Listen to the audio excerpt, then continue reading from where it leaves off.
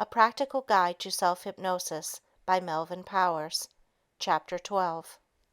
The Nature of Hypnosis.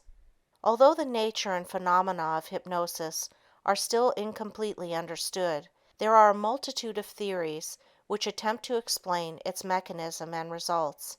The most that can be done at this time is to explore various views which are held by leading authorities at present. It can be said, however, that a majority of authorities agree that hypnosis ensues as a result of natural laws which have been incorporated in the human organism since the beginning of man as he is today. The older theories show almost as much disparity as today, but for the purposes of history it is probably necessary to enumerate only the animal magnetism of Frederick Anton Mesmer, and a mention of the hysteria syndrome by Jean Martin Charcot. Both names loom large in the history of hypnosis. Mesmer, an 18th century physician, believed that hypnosis occurred as a result of vital fluids drawn from a magnet or lodestone, and which drew their unique qualities from the sun, moon, and stars. Charcot, as well as Pierre Janet and others, was convinced that hypnosis was a form of hysteria, and that only hysterics could be hypnotized. The former, Mesmer, thought further that metal became imbued by the solar qualities, and his system is also known as metallurgy, by which he meant the proper application of metals. Naturally, these theories have been largely abandoned today, although there are still a few who think that hypnosis is a form of hysteria. Some pioneers, notably Dr. William S. Kroger, a psychiatrically oriented obstetrician and gynecologist who limits his practice to hypnotherapy, believes hypnosis is a conviction phenomenon which produces results that parallel the phenomena produced at Lourdes and other religious healing shrines. His formula is that faith, hope, belief, and expectation, all catalyzed by the imagination, lead inevitably to hypnosis. He, like Emile Coué before him, is convinced that you cannot will yourself to be hypnotized, and that whenever the will and the imagination come into conflict, the imagination will win out. This fits in perfectly, of course, with the author's already discussed visual imagery techniques, which require a high degree of imagination. Dr. Kroger, like a few others, has proved to his own satisfaction that all hypnotic phenomena can be produced at a non-hypnotic level. A large number of hypnotists, including the author, has come to believe that hypnosis is a semantic problem in which words are the building blocks to success. Not just any words, but words which ring a bell or tap the experiential background of the subject. This is why sleep continues to be in the lexicon of the hypnotist, even though hypnosis is the antithesis of sleep. The word is used because hypnosis superficially resembles sleep inasmuch as the eyes usually are closed, the body in a posture of complete relaxation. Actually, the mind is hyperacute. Pavlov, however, believed that there was an analogy between sleep and hypnosis, in that each involves cerebral inhibition. Words, of course, would be of little use without the added effect of his conditioned reflexology. Probably the most widely held theory is that hypnosis is a transference phenomenon in which the prestige of the hypnotist and his relationship to the subject play an important role.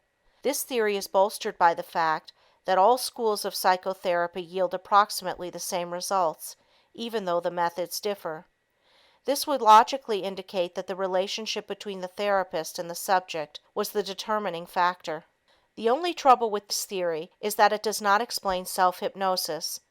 On the other hand, we know that a strong interpersonal relationship is necessary for hypnosis.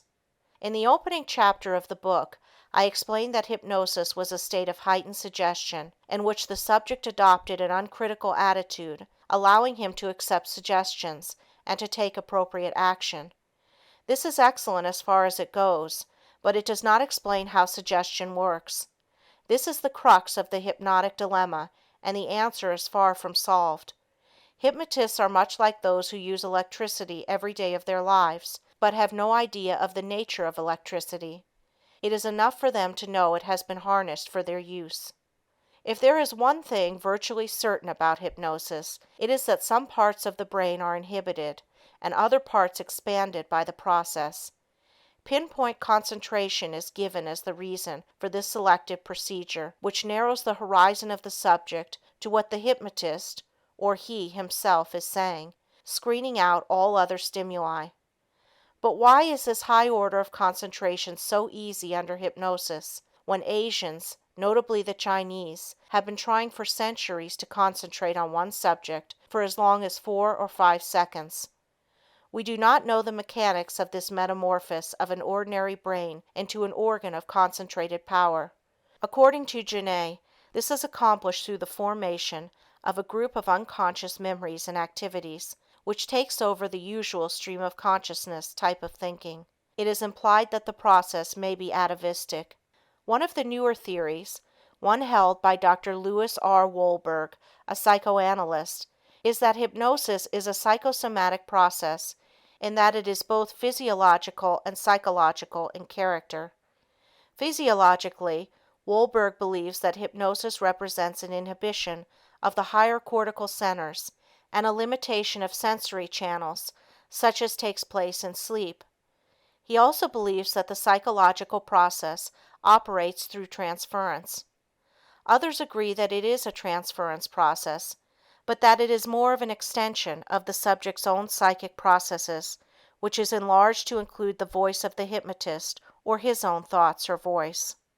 Incidentally, an excellent book along these theoretical lines is Hypnotism, an Objective Study in Suggestibility, by Andre M. Weizenhofer, Ph.D. The newest theory in the field is of particular interest to those reading this book, inasmuch as it postulates that all hypnosis is self-hypnosis, that the patient always hypnotizes himself, and that it is a wise hypnotist who knows who is hypnotizing whom. This is a logical conclusion, and it disperses any ideas that hypnotic patients become dependent on their therapists. Actually, hypnotists today always teach their subjects self-hypnosis so that any chance of dependency is obviated. Milton V. Kline, professor of psychology at Long Island University, postulates that hypnosis is primarily retrogressive. He has written that the organism functions differently on various levels of behavior, regression, and that the behavior breaks down into component parts. The theory that regression can spotlight personality disorders found in more infantile states is also widely held. He is also a proponent of the idea that hypnosis is an abnormal manifestation of a normal process, an opinion he shares with many. Dr. Kline thinks that retrogression and regression alter perceptions and feelings, and in the case of the latter, causes us to go backward in time to a point where re-education may be employed. This is a legitimate use of regression, although it is not used so much these days to uncover past traumatic incidents. Actually, regression, by duplicating the exact earlier age, manner of speech and thought, etc., makes us once more as little children, a condition to be desired for certain forms of therapy. An atavistic theory, held to some extent by Dr. Jerome N. Schneck, clinical associate professor of psychiatry, State University of New York College of Medicine, is that hypnosis should be equated with states of immobilization on the basis of his observation that some subjects equate hypnosis with death. He suggests that it is comparable to the death feint of animals to avoid danger. Others, primarily Europeans, have pointed out the analogy between the hypnotic state of animals and man. Another widely held theory is that hypnosis is a state of dissociation, meaning that it constitutes a group of unconscious memories and activities which may be dredged up to replace the stream of consciousness. Automatism, of course, is inherently part of this view and is presumed to negate volition. Activity of the cerebrum, which controls the conscious and voluntary system, is rendered non-operational. My own thoughts on the matter are that hypnosis results from, first of all, a good transference; secondly, from a conditioned reflex; thirdly, from the person acting as a hypnotized person, role-playing; and fourthly, from a suspension of the critical faculties. Along the last named line, I believe that hypnotic suggestions have an autonomy of their own which supersede all else in the hypnotic situation.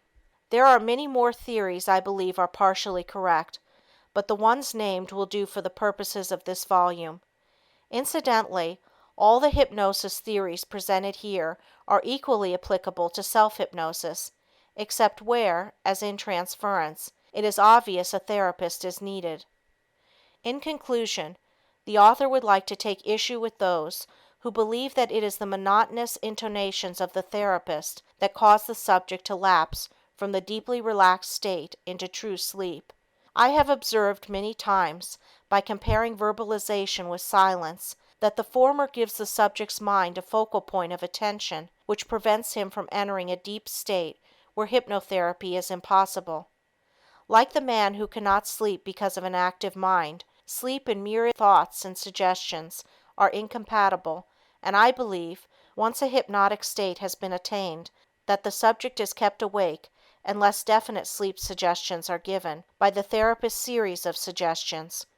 We have discussed the effect of the experiential background at length, and surely nothing connotates sleep more than closing one's eyes, test number 1.